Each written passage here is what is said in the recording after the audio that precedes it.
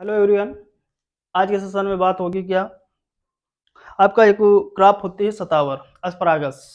ठीक है ना। ऑर्नामेंटल, हॉर्टिकल्चर और एरोमेटिकल और आपका मेडिसिनल के अंतर्गत जो है, ये एक बीएससी सिक्स सेमेस्टर के अंतर्गत जो है एक यूनिट है अस्परागस।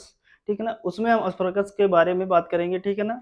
तो सिक्स सेमेस्टर हॉर्टिकल्चर का पोर्शन है, तो जिसमें हम बात कर लेंगे कि अस्परागस से कहाँ से क्वेश्चन बन सकता है।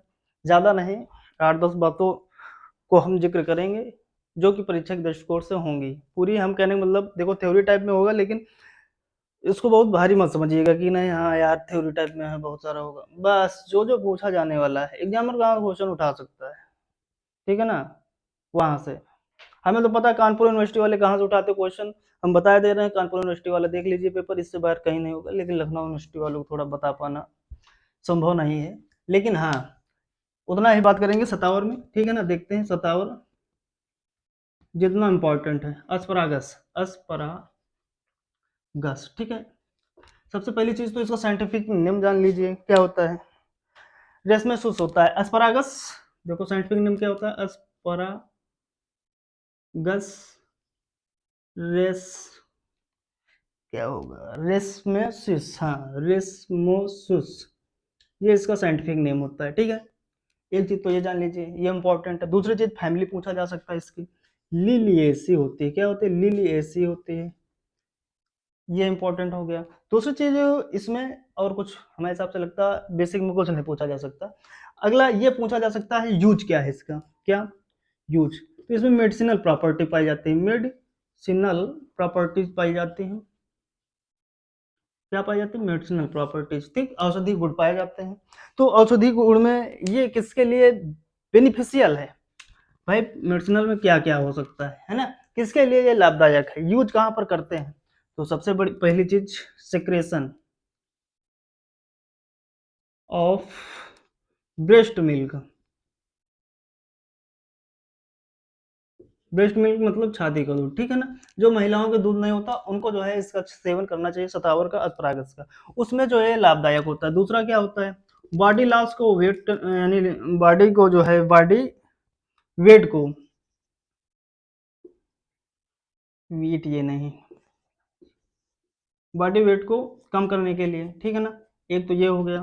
और काहे लिए हो सकता है भाई, तो और ये डिसेंट्री के लिए भी प्रयोग किया जाता है, डिसेंट्री, ये सेंट्री के लिए प्रयोग होता है, डायबिटीज के लिए, बिटीज के लिए यूज होता है, ठीक है ना।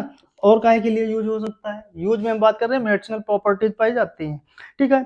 जैसे कि इसमें ये होता है जो इम्यूनिटी पावर होती है, क्या इम्यूनिटी पावर, इम्यूनिटी, डिजीज कह लीजिए, डिजीज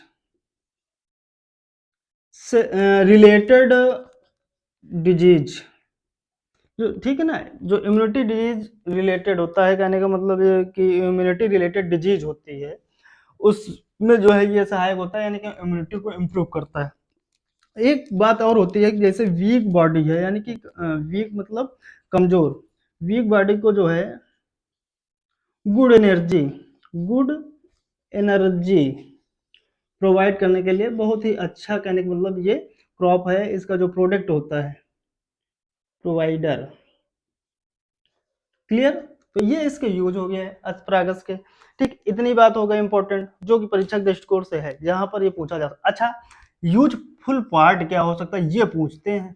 तो इसका जो रूट होता है भाई, सतावर का जो रूट, यूजफुल पार्ट ये इंपॉर्टेंट है, ये भी पूछा जा सकता है। उसके बाद अगला क्वेश्चन कहां पर बन सकता है, प्रोपोगेशन कहां से होता है, यानी प्रोपोगेशन का माध्यम क्या होता है। जैसे कामरतली हम उसको प्रोपोगेट करते हैं तो किससे करेंगे, तो रूट सकर्स के द्वारा करेंगे। किसके द्वारा, रूट सकर्स के द्वारा किया जाएगा। किसके द्वारा, रूट सकर्स के द्वारा किया जाएगा। इसमें जो प्रोपोगेशन होगा, यानी कि प्रवर्धन हम लगाना है तो हमें क्या कर लाना पड़ेगा, रूट सकर्स लाने पड़ेंगे। ये इंपॉर्टेंट पॉइंट है। फिर उसके बाद प्लांटिंग टाइम की बात कर लें, ये रोपाई का उपयुक्त समय पूछ सकते हैं, ठीक है ना। तो जो प्लांटिंग टाइम होता है, प्लांटिंग टाइम देखिए, ये होगा रेनी सीजन। क्या होगा, रेनी सीजन, ठीक है। ये लिख लीजिएगा, ये नोट भी कर लीजिएगा, ठीक है ना। फिर उसके बाद और इसमें हमारे हिसाब से लगता है कुछ ऐसा पूछा जाने वाला नहीं है। ज्यादा आगे ये पूछ लेंगे एल्ड क्या होती है, क्योंकि ये रूट है तो फ्रेश रूट पूछा जा सकता है कि फ्रेश रूट मतलब जो गीली जड़ें होंगी, फ्रेश रूट का क्या होता है कहने मतलब उत्पादन, और ड्राई रूट ना कि फ्रूट है ना, ड्राई रूट यानी गीली जड़ें और सूखी जड़ें लगभग कितनी कितनी प्राप्त होती हैं। तो ये जान लीजिए कि इसमें जो गीली जड़ें होंगी लगभग 12,000 से 14,000, 12,000 से 14,000 केजी पर हेक्टेयर होंगी, और ये जो होंगी 1,000 से लेकर 1200 केजी सूखी प्रति हेक्टेयर प्राप्त होंगी। तो इसमें जो है हमारे हिसाब से इससे ज़्यादा इम्पोर्टेंट कुछ भी नहीं है। ठीक है, साइंटिफिक नेम याद रखिए। ठीक है, जो कि एस्परागस रेसमोसस होता है, और इसकी जो फैमिली क्या होती है, लिलिएसी होती है। उसके अलावा इसके मेडिसिनल प्रॉपर्टीज याद कर लीजिएगा, प्रोपोगेशन रूट सर्कल्स के द्वारा, यूजफुल रूट, ठीक है, और इसमें कुछ ज़्यादा नहीं है। ठीक, थैंक यू।